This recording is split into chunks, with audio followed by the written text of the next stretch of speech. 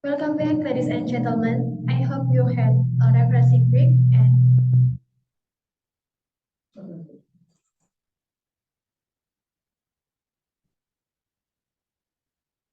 and are ready to dive into our main session. We have two exciting sessions lined up for you. Focusing on critical themes in our field, please join me in welcoming Dr. Agustin Duanika, SE, MAK, CMA, CIBA. She is from Department of Accounting, Universitas Pembangunan Jaya, Seoul, Tangerang, Indonesia. Please welcome Dr. Agustin Duanika.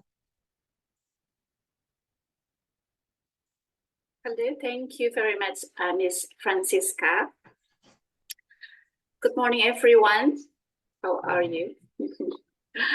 So, ladies and gentlemen, may I have your attention, please? Our conversation is about to begin. Please have a nice seat, and thank you very much for your cooperation. Good morning to all of you. Welcome to the session one of the second of 2024 International Conference on Sustainable Environment Development and Energy, especially for smart cities and urban development studies. Today, I will be your conference moderator for this session. My name is Agustin Duanika, as mentioned by Ms. Francisca, and I'm from the Accounting Department of Universitas Pembangunan Jaya. Let me remind some information. Don't forget to register your attendance on the form provided, and all of the information regarding certificates and publication will be delivered via emails or WhatsApp after the event. And please go back to this main room if the session already finished. Now, we will introduce the presenter. Please welcome to Mrs. Nurhaniza Muhammad Hassan Abdullah bin Hongtai, Suraida Sipon, and Susanna Hassan. They will be presenters for paper title Natural Disaster and Stock Market. And secondly, Mrs. Arini Puspita Lestari, Tuti Bhaviarti Sudirman Karnai, with title of Family Communication as the Mediator Transportation of Forest Conservation Values. And the third one, Mr. Ganjar Muhammad Disastra,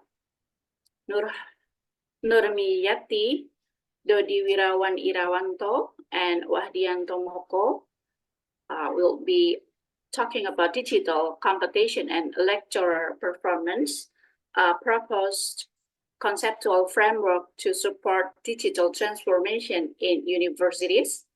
After that, Mr. Kunya Pons Satisnan Kwanchai Kwaitong and all will be talking about flow visualization study of feed pellet during this course period in silo. And Mr. Erwin, Mr. Dodi Irawan, will be talking about identification of determining factor in the development of peri-urban agriculture through prospective analysis. And Mrs. Sarintip Tanani Gen Long Korakot Nusit for a framework to determine geological hazard conditioning factor, a case study in Jinhuang Bana. And Mr. Susanto Fridayati, Mr. Edi Purwanto, for export of nickel ore salt, restrictions be regulated in Indonesia. And Mr. Sitikont about talking about very short-term forecasting of solar radiation using ARIMA, Midi Siri Watani Pau, Kungpong, and Siri Chai. They will be talking about analysis of leakage cost, a case study of Naresuan University. And the last, Perapong, Kaipok, and Kumpon they will be presenting about methodology of 3D underground object models and reality 3D models for urban information modeling. So, very interesting topic of the 10 papers that already submitted in this conference. And for your information, a question and answer session will be held at the end of the presentation. So without further ado, I would like to welcome to the presenter to tell you for the presentations. Time is yours. Enjoy the sessions.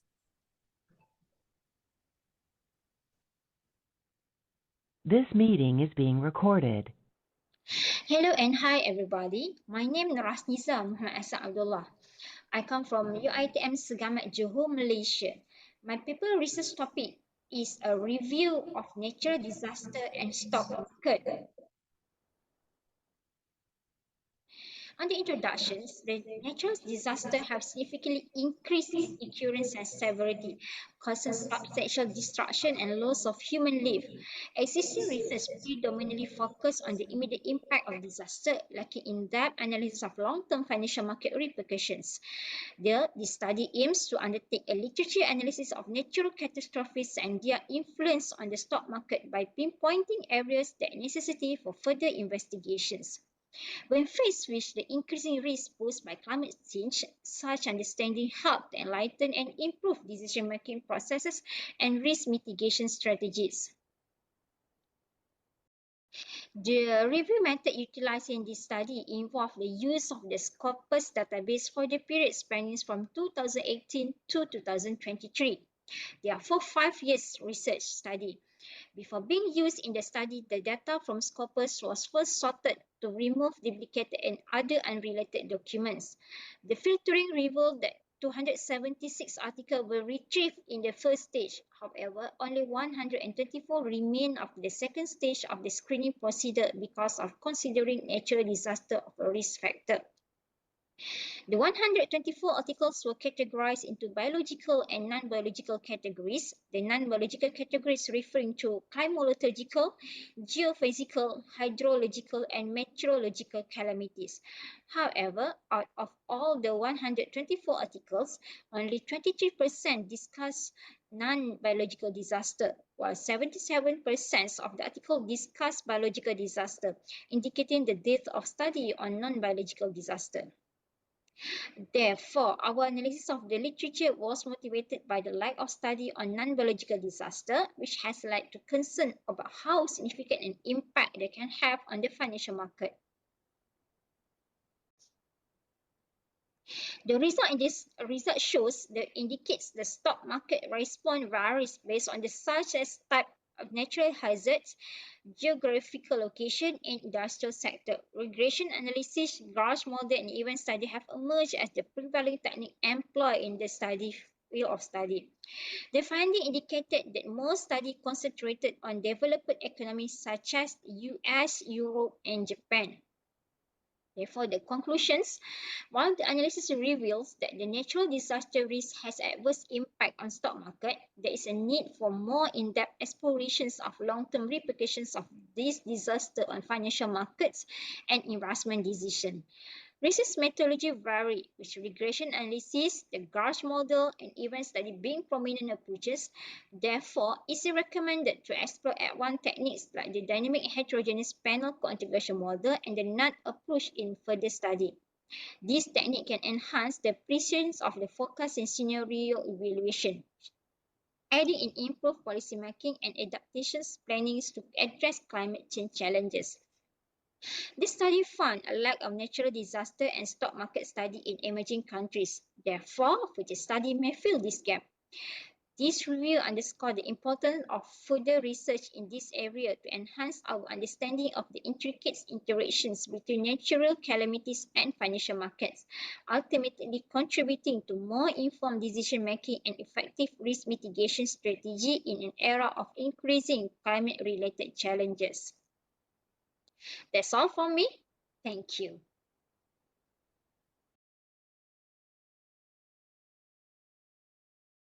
Good morning, ladies and gentlemen. Thank you for the opportunity that given to us to this article with title Family Communication as Mediator Transformation of Forest Conservation Values, and I am Arini Puspita Lestari as a presenter to this international conference on sustainable environment, development and energy 2024. Ladies and gentlemen, let me begin to starting the first part of our presentation. Introduction. Communication as a transactional medium for families has an important role in building millennial generation awareness to preserve forests. Why millennial generation? Forests in Indonesia are living heritage that need to be preserved.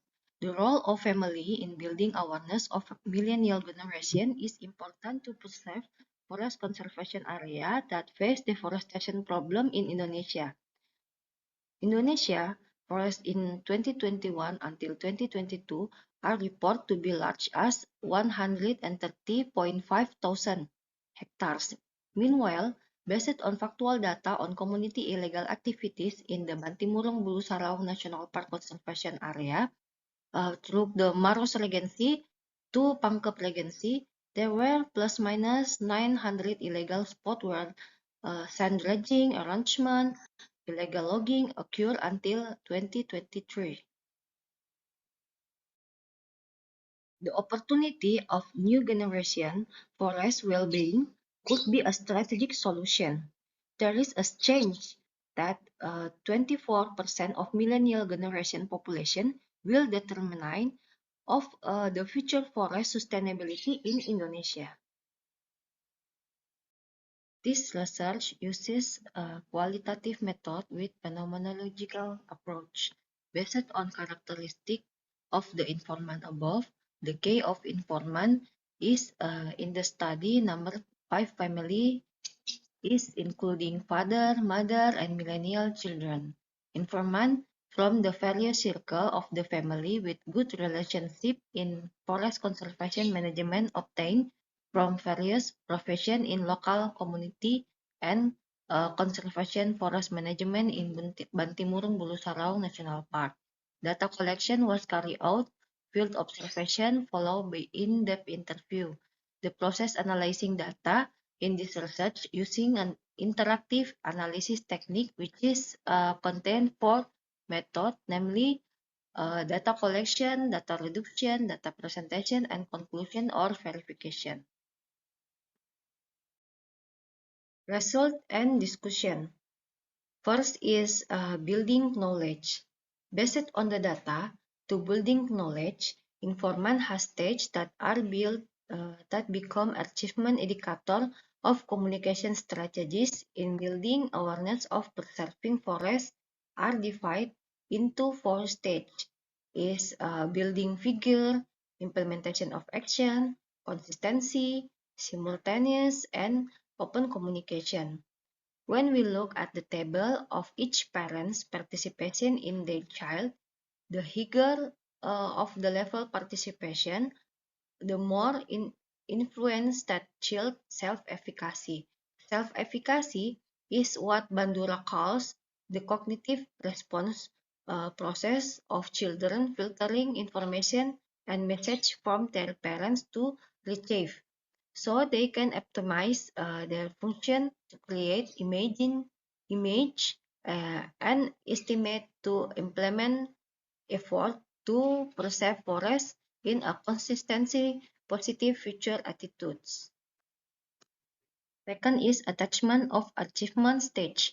The effort to instill awareness of preserving forests are closely linked to various factors, such as characteristic of family and how to respond and react to a communication topic. In the family communication pattern theory, four types of family are classified, including consensual, laissez-faire, protective, and pluralistic. Based on this result, of this research, the quality of family communication can influence how parents transmit message. Conclusion and future work. Every parents strive to transform forest conservation values so that existing local wisdom can adapted by the times. Family communication patterns are the one way to achieve effective message transmission from parents to millennial generation so that the communication process can achieve common goals. The contribution of this research can have positive impact of adapting technological development and advantage in knowledge from family as the smallest community in society. And for the last part, thank you for your attention, ladies and gentlemen. Should you have any more information or have any question, you can reach me at email arinipuspitalestari@yahoo.co.id. Hello everyone, thank you for the given time. My name is Ganjar Muhammad Disastra. I am doctoral student from Brawijaya University, Indonesia. On this occasion, I will present my research entitled Digital Competence and Lecturer Performance, a proposed conceptual framework to support digital transformation in universities. So here's the introduction. Digital technology has developed rapidly in the last few decades and has become essential in today's contemporary society. This technology significantly impacts every aspect of human life, including in universities. The potential of digital technology in universities is boundless. This digital transformation is not limited to administrative functions, but also encompasses the enhancement of crucial organizational capabilities such as adaptability, agility, co-orientation, and data-driven decision-making. Unfortunately, the current body research on digital transformation mostly concentrates on the interaction between external stakeholders, while neglecting the significance of the digital skills possessed by the workforce. Westermann emphasized the importance of human element into digital transformation, urging managers to remember that it is the people within a company that drives its success. Prior research shows that the digital competence of employees is crucial dynamic competence for firms undergoing digital revolution. A recent study also emphasized that one of the biggest obstacles in digital transformation for many firms is the need to reimagine their employees' experience and update their digital competence. By understanding digital competence, organizations can develop strategies and policies to address the shortage of digital skills. Our objective in our research is to contribute the research on achieving a harmonious integration of personnel and new technologies, enabling effective action and activities within universities' digital transformation. And next is our research method. In the study, a conceptual and literature review analysis was conducted to explain how the influence of digital competencies on self-efficacy and lecturer performance and its impact on the organization digital transformation effectiveness. And then we will elaborate the major finding of our research. We first elaborate the relationship between digital competence and performance. The result of many studies have generally shown a positive and significant influence of digital competence on performance. For example, research by Abbas et al. And Muhammad Diari and Singh, their research in Malaysia and New Zealand showed a positive relationship between digital literacy and employee performance. Thus, the following hypothesis can be proposed. Digital competence influence research performance positively and significantly. Second, we found that several empirical research have investigated the role of competence in self-efficacy. Study conducted by several researchers such as Ramadan and Fridetin, Laxminarayanan, and Griffin et al. Demonstrate the impact of competence on research self-efficacy. Pryor et al. And Pagoda et al. Also demonstrate the digital literacy had a significant and positive influence on self-efficacy. Upon analyzing this observation, the subsequent hypothesis was proposed. Digital competence significantly affected self-efficacy. Third, we elaborate the previous research that explained the relationship between self-efficacy and lecturer performance.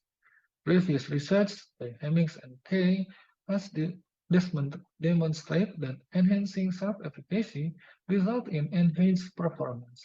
Another scholars such as Hu et al., Lambie, Hemmings, Kay, Craig, and Zim show that self-efficacy is positively influenced performance. Thus, the following hypothesis was proposed. Self-efficacy significantly affected lecturer performance. Fourth, we elaborate the mediating role of self-efficacy. Self-efficacy has been demonstrated as a significant predictor of behavior. Multiple studies have demonstrated that digital competence enhance research efficacy, leading to improved performance. The finding demonstrates that self-efficacy played a crucial role in mediating the impact of competence on performance.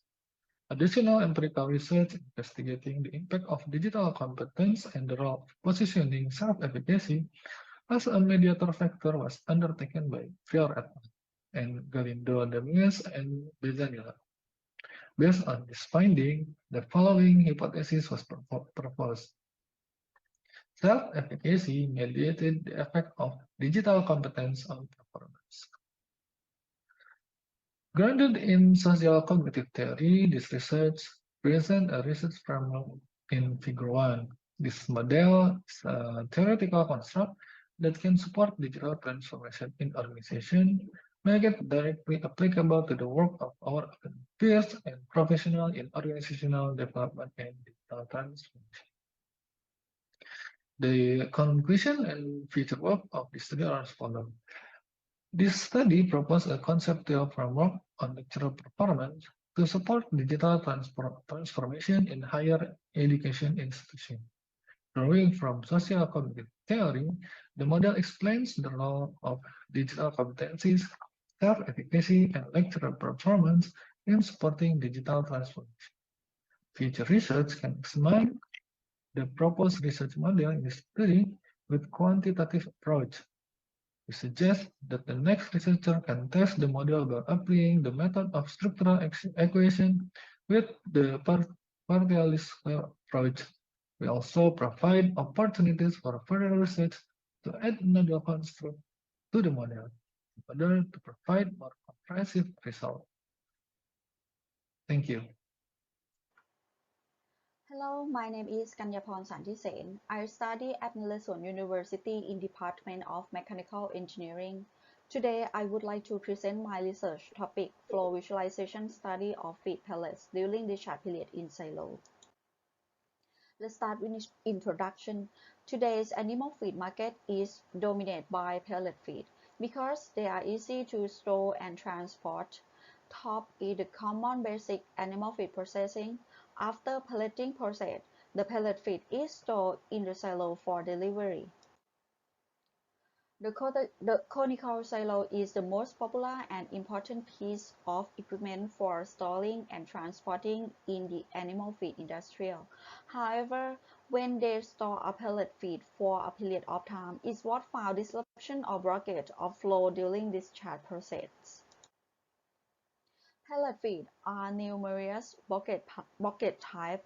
You can see in the figure on the line such as funneling, latering, doming, and so on. This problem can become a costly problem if ignored.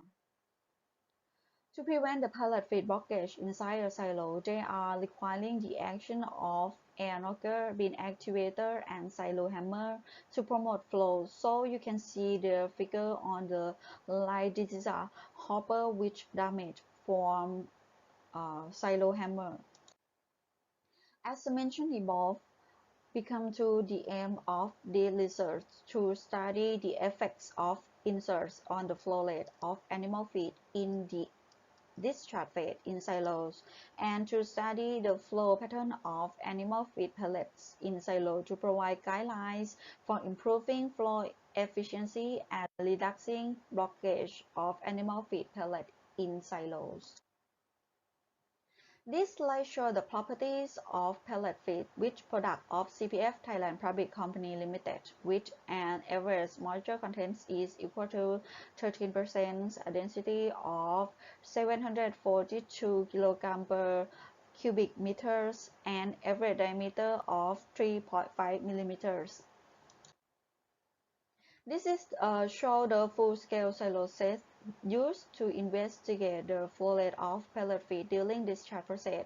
It is made of fiberglass and feature hopper angle of 10 and 17 degrees with outlet wise of 55 millimeters, and the silo set cut along the y-axis to utilize for demonstrating the internal flow pattern. And this slide shows the insert in this experiment is conical in shape. It made of ABS. The procedure of the experiment is illustrated with a flow chart as seen in this slide. This slide shows the experiment approach to investigate the flow rate of pellet feed. Start step 1 to place insert in the full-scale silo. In case of without insert, skip this step. Then load 15 kilograms of feed into the silo. Next, let the feed for 2 hours after the store period. Open the airfield to release the feed and calculate mass flow rate. As previously repeat the testing procedure 3 times. After that, adjust the hopper as directed. The repeat step 1, 2, 5 or for all of hopper. This slide shows the flow pattern visualization approach start from the silo set cut along the y-axis without and with insert respectively. This section the procedure is the same as described in previous slide using 7.5 kg of animal feed pellets. And this slide shows the result of flow testing inside the silo with and without insert. The results show the silo with insert allow continuous flow without blockage problem at the hopper outlet. For a hopper of 17 degrees without inserts, the blockage occurs at the hopper outlet as seen in the figure. However, a hopper angle of 17 degrees with insert provide a maximum average mass flow rate of 0.7 kg per sec. The figure shows the result of flow testing inside silo with a hopper angle of 10 degrees without inserts. The flow pattern is steady flow throughout the cross-section after passing through the insert. The material flow towards the center axis, indicating an increase in flow rate.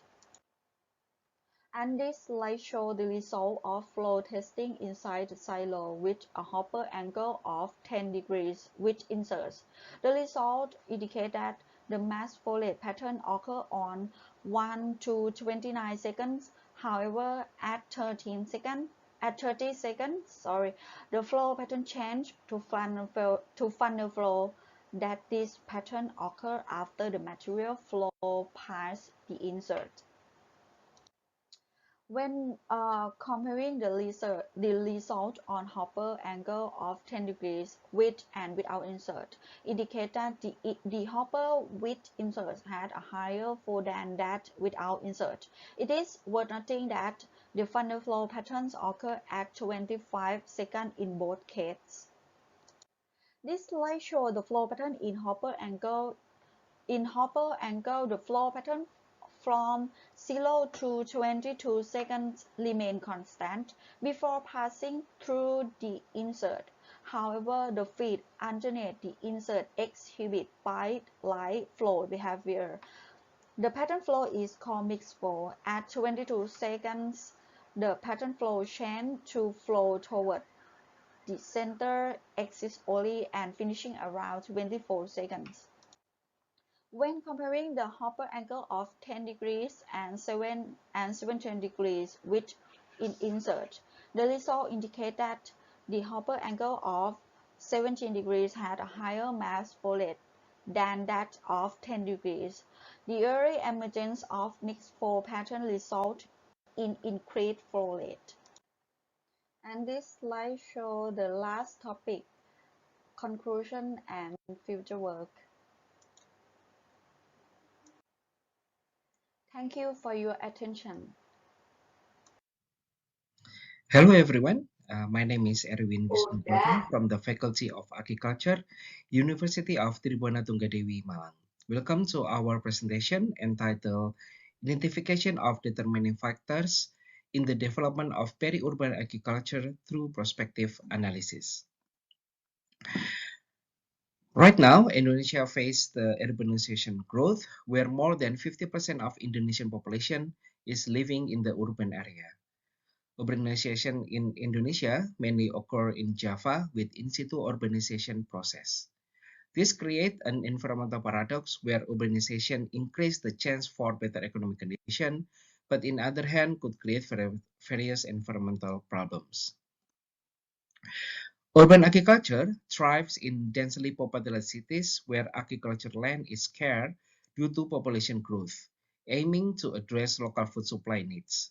In contrast, peri-urban agriculture operates in areas retaining agriculture potential amid shifting activities toward non-agriculture pursuits. Peri-urban agriculture plays a crucial role in landscape management, preserving social, environmental, and aesthetic function amidst urbanization pressures. A conceptual framework for urban and peri-urban agriculture system is essential, emphasizing in a multifunctional paradigm. In contrast to urban agriculture in big cities, numerous peri-urban areas across Indonesia are witnessing in-situ urbanization, leading to the transformation of traditional farming into peri-urban agriculture.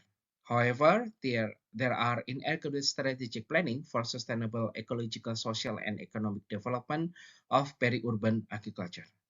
In this case, the city of Batu, East Java, which is a pivotal hub for economic growth in the greater Malang urban area, there is lack of comprehensive design for peri-urban based area development to ensure agricultural sustainability across ecological, social, and economic dimension.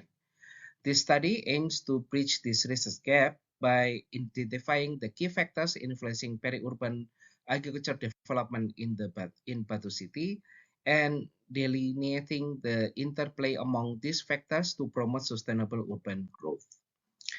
The analysis of important factors was carried out using the MICMAC method, which was modified from the research of Aryani and Fauzi. The MICMAC method is part of a series of strategic forecasting developed by Codet. The MICMAC method is based on structural analysis that is able to identify important factors of a complex system. In addition, the MICMAC method can also help in understanding the relationship between factors and the hierarchy of these factors based on input from related stakeholders. The result from the MICMAC method showed that in multifunctional peri-urban agriculture in Batu, determining variables include the governance of Batu local government, local economic investment, stakeholder networks, business growth, product demand, and farmer financing capacity. Peri-urban agriculture objective comprise farmer income, regional growth, employment, and poverty reduction. Among these, local economic investment, farmer financing, and stakeholder networks emerge as primary consideration for peri-urban agriculture development planning in Batu. Looking at the relationship between key factors influencing multifunctional urban peri-urban agriculture development, there are three primary factors that are important. First is local economic investment, farmer economic capital, and stakeholder collaboration. Local investment directly impact business diversification, strengthen stakeholder cooperation, and funds farmer economic capital. This investment foster collaboration among stakeholders, including farmers group and the Batu government, facilitating peri-urban agriculture development. Improve economic capital enables farmers to expand business, diversify crops, and engage in activities like agrotourism and product processing, enhancing the resilience and sustainability of Batu peri-urban agriculture. In conclusion, multifunctional peri-urban agriculture in Batu relies on agriculture diversification, entrepreneurship, local investment, stakeholder cooperation, and product demand. Future research should examine how governance model promotes sustainable peri-urban agriculture, focusing on agriculture diversification, local investment, and stakeholder cooperation. Additionally, studying social capital roles in enhancing collaboration and resilience in peri-urban agriculture could provide valuable insight for policymakers and planners. Thank you for your kind attention, and I'm looking forward for our discussion. Hello, everyone. The title of our work is A Framework to Determine Geological Hazard Conditioning Factors, a case study in Sichuan Banna. The objective is to propose a framework for determining geological hazards, for example, landslides and floods conditioning factors for a selected study area. And we will do it by conducting landslide susceptibility assessment in Sichuan Banna as a case study. This is the Sichuan Banna. It locates in the south of Yunnan province of China, and this river is the upper Mekong River. The overall proposed framework can be divided into three parts. The first part is the statistics from literature review, the most frequently used landslide conditioning factors, and we will collect data and homogenize the data and adopt frequency ratio model to conduct the mapping for each scenario, and we will compare the AUC value for each scenario and select the conditioning factors. Finally, we will conduct the mapping with adopting the selected conditioning factors. This is the part two, the process of factor determination. On the left side, we can see there are in total 15 scenarios, including one scenario adopting all the factors and remove one by one from the 14 factors. And the right side is the adding factor scenarios and also including the first one, the 3 minimum factors scenario. And we will get 15 plus 12, in total 27 scenarios. And we will do mapping for each scenario and compare the results and finally select the most decisive conditioning factors for the study area. This is the part 3, mapping process by adopting the final factors. For example, if we have selected n factors, and we will do the frequency ratio modeling as well. And finally, we will assess the quality of the model for both when adopting the landslide inventory training data and also the verification data. This is the final results, the classification results for the 14 most frequently used factors. And this figure shows the black color is when we remove the factor, and the golden color means when we add the factor. When we remove it, for example, this one, the AUC value decreased, and when we add it, the AUC value increased. That means this factor plays a positive role in improving the quality of the model. And finally, we have selected these 7 factors, and we calculated their predictor rate values.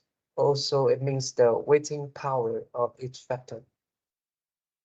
This is the final mapping result. We can see both with landslide training dataset and verification dataset, we acquired satisfying results.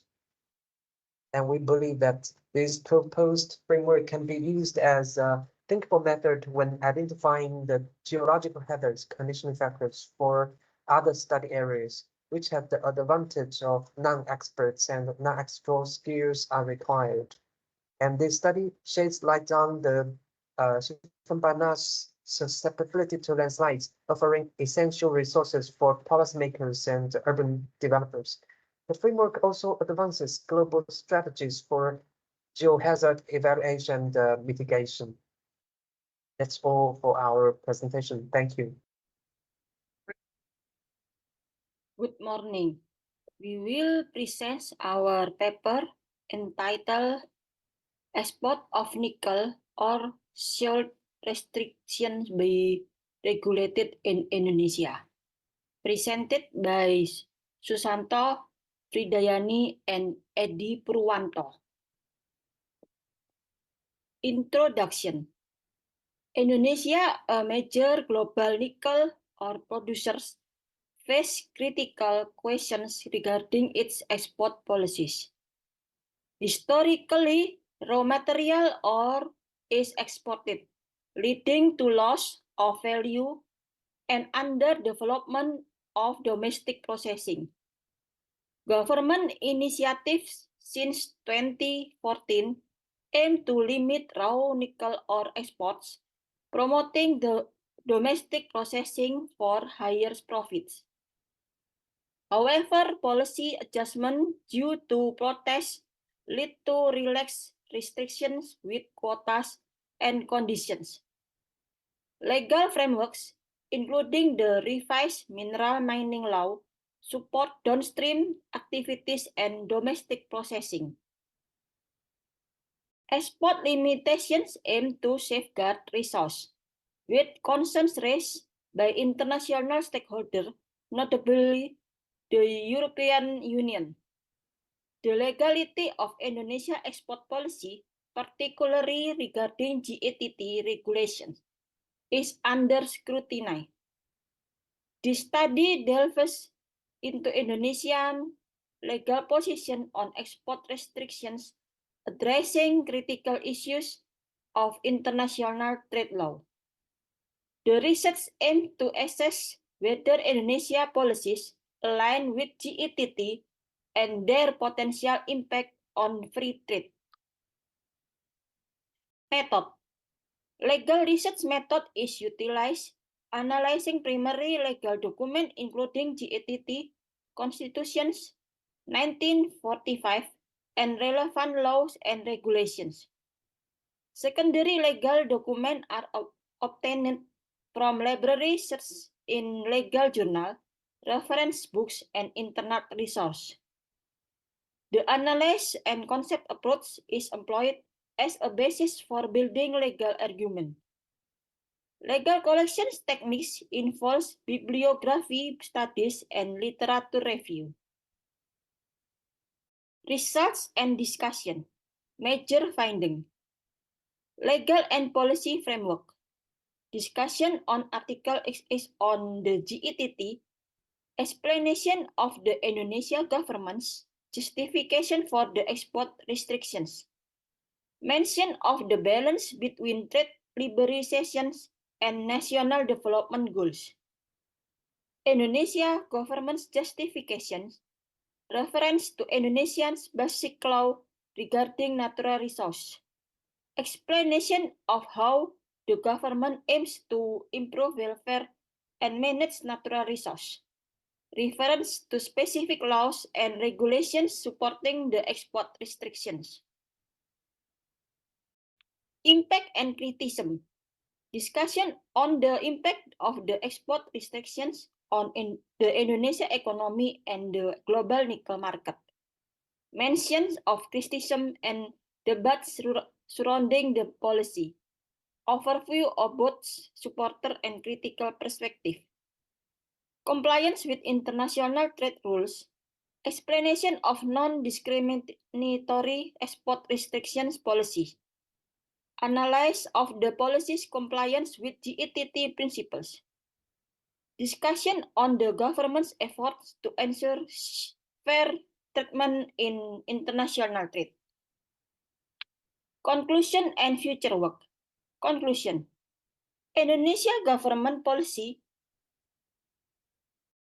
act as non-tariff barrier yet comply with international trade regulation. Export limitation, particularly on essential goods, serve to conserve natural resource and foster sustainable development. Dispute with the European Union over nickel export restrictions highlights differing perspectives on trade fairness.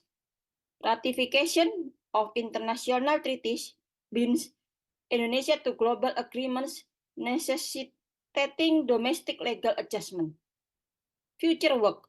Addressing challenges arising from domestic policies conflicting with WTO provisions. Implementing effective enforcement mechanism for export duty levies. Exploring further avenues for sustainable development within the framework of international trade regulation. Thank you from our teams.